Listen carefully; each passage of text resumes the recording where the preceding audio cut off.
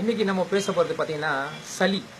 இந்த சளி தொல்லையினால பார்த்தீங்கன்னா நிறைய பேர் பல மருந்து மாத்திரைகள் இதை சாப்பிட்டு சளியை சில பேருக்கு அதிகமாகுது, சில பேருக்கு வந்து டெம்பரரியாக குணமாகுது. முதல்ல நம்ம இந்த சளி எப்படி பிடிக்குது, எதனால பிடிக்குது, எப்படி நம்ம வந்து இந்த சளின்ற விஷயம் ஒன்று நடக்குதுன்றது பார்க்கலாம். இப்போ வர பால், தற்போது வர பால் பார்த்தீங்கன்னா சரியான பால் இல்லாமல் மருத்துவம், அதாவது மருந்து, ரசாயன மருந்து கலந்த பாலாக வருதுன்ற மாதிரி சில விஷயங்கள் பேசிகிட்டு இருக்கோம். அது மட்டும் இல்லாமல் ஒயிட் சுகர், இந்த கரும்பிலிருந்து பிரிக்கப்படுகிற சர்க்கரையில் பல ரசாயன மருந்து கலந்து தான் நம்ம அதை வெள்ளை சுகராக மாற்றுறாங்க. இப்போது இந்த உடம்பு, நம்ம ஆல்ரெடி நம்ம பேசியிருக்கோம், இந்த உடம்பு பார்த்தீங்கன்னா இயற்கையாக விளைஞ்ச எந்த பொருளையும் ஜீரணம் பண்ணுற சக்தி இந்த உடம்புக்கு உண்டு. ஆனால் இந்த ரசாயன மருந்து உடம்புக்குள்ளே வந்து பார்த்தீங்கன்னா உள்ளே வந்துச்சுன்னா இதை ஜீரணம் பண்ணுற சக்தி இந்த உடம்பு கிடையாது. இது ஒரு புது பொருளாக தெரியும். இந்த உள்ள வந்தவனே என்ன உடம்புக்குள்ள உள்ள வர பொருள் இருந்து இது ஏதோ புதுசா வந்திருக்கு, இது என்ன பண்ணலாம்னு சொல்லி யோசனை பண்ணிட்டு இருக்கும்போது ஒரு சில ரசாயனம் வந்து என்ன பண்ணணும்னா உடம்புல வந்து சளியா கன்வெர்ட் ஆயிட்டு உள்ள வரும். இந்த சளின்றது பாத்தீங்கன்னா நம்ம வேர்வை எப்படி கழிவு பொருளோ, இல்ல சிறுநீர் எப்படி ஒரு கழிவோ, இல்ல மலம் எப்படி ஒரு கழிவோ, இது மாதிரி சளின்றது ஒரு கழிவு பொருள். இதுக்காக நம்ம என்ன பண்றோம், மலம் டெய்லி நம்ம மலம் கழிக்கிறோம். இந்த மலம் நிக்கிறதுக்காக நம்ம எதுக்காக மருந்து மாத்திரை போடுறோமா? சிறுநீர் அதிகமா வருது, அதுக்காக நம்ம மருந்து மாத்திரை போடுறோமா?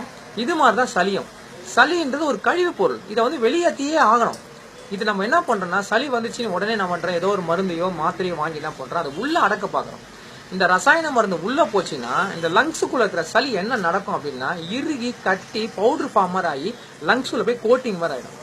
இந்த மாதிரி இருக்கும் நம்ம நினைச்சிட்டு இருப்போம் சளி போயிடுச்சு, இந்த மருந்து சாப்பிட்டேன் 2 நாள் சளி போயிடுச்சு நினைச்சிட்டு இருப்போம். ஆனா அடுத்தது நம்ம என்ன நடக்கும் அப்படின்னா ஒரு ஊருக்கு போவோம், அதாவது ஒரு வெளி ஊருக்கு போவோம். அங்க ஒரு புதுசா ஒரு தண்ணியை குடிப்போம், அது நல்ல சுத்தமான தண்ணியா இருக்கும், அதாவது அதுல நல்ல சத்துள்ள தண்ணியா இருக்கும். இல்ல ஒரு பழம் சாறு சாப்பிடுவோம், இல்ல இன்னைக்குன்னா ஒரு நாள் மழையில நினைவோம். நம்ம நினைச்சிட்டு மழையில நினைச்சோம் சளி பிடிச்சிச்சு, அந்த பழசாறு சாப்பிட்டா சளி பிடிச்சிச்சு, அந்த ஊருக்கு போய் அந்த தண்ணியில குளிச்சேன்ப்பா, அந்த தண்ணியை குடிச்சேன் சளி பிடிச்சு நிற்போம். அது தப்பு. இயற்கை என்ன பண்ண அப்படின்னா இந்த மாதிரி நல்ல உணவு உள்ள போனவனு இந்த லங்ஸுக்குள்ள நம்ம சளி வந்து பவுடர் ஃபார்ம்ல இருந்துச்சு பார்த்தீங்களா, இது திருப்பி என்ன பண்ணா ரிவர்ஸ் ப்ராசஸ், அதாவது திருப்பி சளி உருகி திருப்பி மூக்கு வழியாவோ வாய் வழியாவோ வெளியே வைக்கிற வேலையை இந்த உடம்பு செய்யும். இந்த உடம்பு இந்த கழிவு பொருளை வெளியே தர்ற வேலையை ஒவ்வொரு நாளும் ஒவ்வொரு செகண்டும் பண்ணிக்கிட்டே தான் இருக்கும். இப்படி பண்றதுக்கு நம்ம உதவி செய்யறது பார்த்தீங்கன்னா நம்ம சாப்பிட்ற கீரை, காய்கறி, பழங்கள், இயற்கை சம்பந்தமான அனைத்து பொருளுமே இந்த சளியை வெளியே தர்றதுக்கான வேலையை செஞ்சுட்டு இருக்கு. நம்ம நினைச்சிட்டு இருக்கோம் நம்ம மழையில் நினைச்சோம் சளி பிடிச்சிச்சு, நம்ம வந்து இந்த ஜூஸ் சாப்பிட்ட சளி பிடிச்சி, இந்த ஜூஸ் சாப்பிட்ற வேலையெல்லாம் வந்து பாத்தீங்கன்னா நம்ம உடம்புக்கு கழிவை வெளியே தர்ற வேலையை பண்றதுனா இதெல்லாம் நம்ம உடம்புக்கு நல்லது. நீங்க சாப்பிட்ற ரசாயன மருந்து தான் வந்து கெட்டதே தவிர இயற்கையா இருக்க எல்லா பொருளும் நல்லது. இதனால கழிவு வெளியேற்ற வேலையை செஞ்சுச்சுன்னா அந்த கழிவை வெளியே தர்ற வேலையை நீங்க பண்ணுங்க. அதை விட்டுட்டு நம்ம வந்து இதுக்கு மருந்து மாத்திரை போட்டு சளியை அடக்காதீங்க. ரெண்டாவது, இந்த சளி வந்து பாத்தீங்கன்னா 2 விதமான சளி இருக்கு. ஒன்னு உடம்பு அதிகமான சூடுனாலையும் சளி ஏற்படும், இன்னொன்னு உடம்பு அதிகமா கோல்ட் ஆனாலும் சளி ஏற்படும். உடம்பு ஹீட் ஆயிடுச்சு சளி ஏற்பட்டுச்சுன்னா அந்த சளியுடைய கலர் பாத்தீங்கன்னா மஞ்சள் கலர்ல இருக்கும். ரெண்டாவது, அந்த சளி பாத்தீங்கன்னா மூக்கு வழியா வரதுக்கு வாய்ப்புகள் குறைவு, தொண்டைக்கும் மூக்குக்கும் நடுவில் நின்றுட்டு இருக்கும், வறட்டு எறும்பு மாதிரி ரொம்ப எப்ப பார்த்தாலும் இரும்பிட்டே இருப்பாங்க. அப்படியே மிஞ்சி என்ன பண்ணுவாங்க, சளி என்ன பண்ணுவாங்க, இரும்பி வாயில இருந்து தான் எடுக்கிற வேலையா இருக்கும். இது வந்து ஹீட்டால ஏற்பட சளி. நம்ம நினைச்சிருப்போம் உடனே சளி குடிச்சுன்னா திருப்பி நம்ம என்ன பண்ணுவோம், சளிக்கான மருந்தையோ இல்ல இதுக்கு என்ன பண்ணுவோம்னா இந்த மாதிரி தூதுவலை, ஆடுதுவலை, இந்த மாதிரி மூலிகைகள் சாப்பிடுவோம். இந்த தூதுவலை பார்த்தீங்கன்னா ஏற்கனவே உடம்பு ரொம்ப சூட்டான உடம்பு. இந்த சூடால ஏற்பட்ட சளிக்கு திருப்பி சூட்டான பொருள் கொடுத்தீங்கன்னா வறட்டு நம்மள அதிகமாக ஆகுமே தவிர சளி உள்ள இறுகி கட்டி தொண்டையில போய் மாட்டிக்க சளி வெளியே வர வேலையை செய்யாது. அந்த மாதிரி சமயத்தில் என்ன பண்ண முடியும்னா மாதுளம்பழம் சாறு கரெக்டா 11 மணிக்கு, காலையில 11 மணிக்கோ இல்ல மதியம் அதாவது சாயந்தரம் 3 மணிக்கும் நீங்க அந்த மாதுளம்பழம் சாறை, அதாவது நாட்டு மாதுளம்பழம் கட்டினீங்கன்னா உள்ள வெள்ளை கலர்ல இருக்கும், அந்த முத்துக்கு மேல மெலிசா மஞ்சளா ஒரு தோல் ஒன்று இருக்கும், அந்த தோலோடு சேர்த்து வீட்டுல அரைக்கணும். அந்த வெளியில வந்து பாத்தீங்கன்னா ஜூஸ் கடையெல்லாம் சாப்பிடக்கூடாது, அவங்க வேற எந்த தண்ணியை போடுவாங்க, ஐஸ் போடுவாங்க, அதெல்லாம் பண்ணக்கூடாது. அந்த முத்துக்கும் சேர்த்து மஞ்சள் கலர் தோலோடு சேர்த்து அரைச்சி சாறு எடுத்து அந்த சாறு கூட கொஞ்சம் நாட்டு சர்க்கரையோ வெல்லமோ கருப்பட்டியோ தேனோ கலந்து குடிச்சிட்டீங்க அப்படின்னா 2 வேளை, ஒரு நாளைக்கு 2 வேளை, 2 நாளைக்கு 4 வேளை சாப்பிட்டீங்கன்னா அந்த உள்ளக்கிற சளி திருப்பி உருகி மூக்கு வழியாவோ மலம் வழியாவோ வெளியே தள்ளுற வேலையை செய்யும் இந்த உடம்பு. இப்படி ஏற்றிடலாம். ரெண்டாவது, கோல்டால சளி பிடிச்சி சாப்பிட்டீங்கன்னா சளியுடைய கலர் பச்சை கலர்ல இருக்கும், இல்ல வெள்ளை கலர்ல இருக்கும். இந்த மாதிரி சளியை நீங்க மூக்கு வழியாவோ வாய் வழியா சிந்தி இந்த சளியை வெளியெடுக்கிற வேலையை செய்யணுமே தவிர இந்த சளியை அடக்கிறதுக்காக எந்த ஒரு ரசாயன மருந்தோ எதுவுமே எடுக்கக்கூடாது. ரொம்ப அதிகமாயிடுச்சு அப்படின்னா நான் சொன்ன மாதிரி 2 மிளகு ஒரு 4 சீரகத்தை தண்ணியில கொதிக்க வச்சு வடிகட்டி அந்த தண்ணியை குடிச்சிட்டே வந்தீங்கன்னா இந்த சளி வந்து உடனடியாக கீழே மலம் வழியா சீக்கிரம் இறங்கி உங்களுக்கு வந்து வெளியே தள்ளுற வேலையை செய்யும். இப்படிதான் சளியை பண்ணணுமே தவிர இதுக்காக ரசாயன மருந்தோ ஒரு மருத்துவரையோ எந்த ஒரு மருத்துவரை அணுக வேண்டிய அவசியமே கிடையாது. உங்க கையிலேயே மருத்துவம் இருக்கு. ஸோ இது வந்து பாத்தீங்கன்னா சில பேருக்கு வந்து மண்டையில அதிகமா வந்து சளி போத்து நம்ம தலை உள்ள பாரமா இருக்கும்.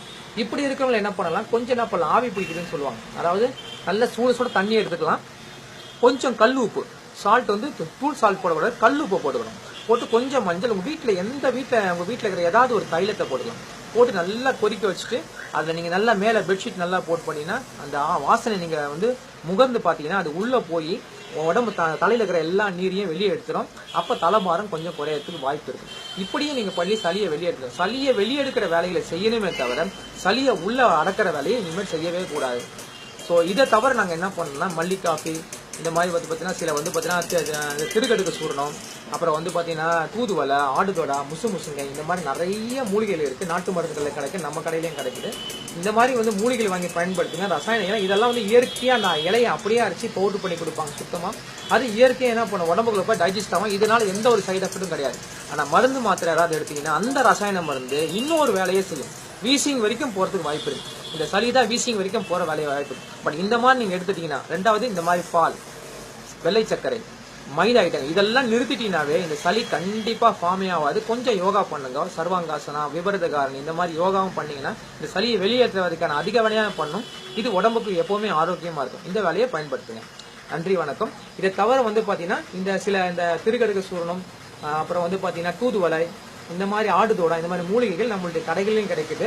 இப்போ என்ன பண்றாங்கன்னா சமீபத்தில் இந்த வீடியோ பார்த்துட்டு நிறைய பேர் வந்து பார்த்தீங்கன்னா பல வெளிநாடுகள் இருந்தெல்லாம் கால் பண்றாங்க. அப்போ இப்போ கேட்கும்போது எந்த இடத்துல இருந்து கேட்கறாங்க, இது வந்து இந்தியாவில் சென்னையில் இந்த மாதிரி இயற்கை அங்காடி, நிலம் இயற்கை அங்காடின்ற பேரில் நாங்கள் வந்து கடை நடத்திட்டு இருக்கோம். சுத்தமான பொருளை நாங்கள் வச்சுட்டு இருக்கோம்.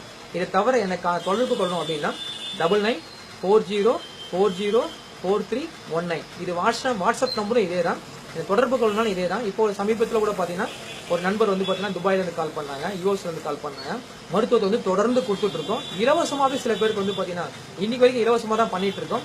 இந்த கடை விற்பனைக்கு மட்டும் இல்லாமல் நிறைய இந்த மாதிரி வந்து மருத்துவ டிப்ஸ்களை இலவசமாக கொடுத்து கன்சல்டிங் பண்ணி கிட்டத்தட்ட ஒரு 100-150 சர்க்கரை வியாதி இருக்கிறவங்களை குணப்படுத்திருக்கோம்.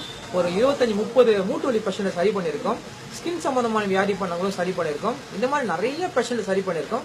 சரி, இது தவிர வேற எந்த மாதிரி நோயாக இருந்தாலும் எனக்கு தொடர்ந்து கால் பண்ணலாம். அந்த நம்பர் வந்து திருப்பி இன்னொரு சொல்றேன், 9940404319. நன்றி, வணக்கம்.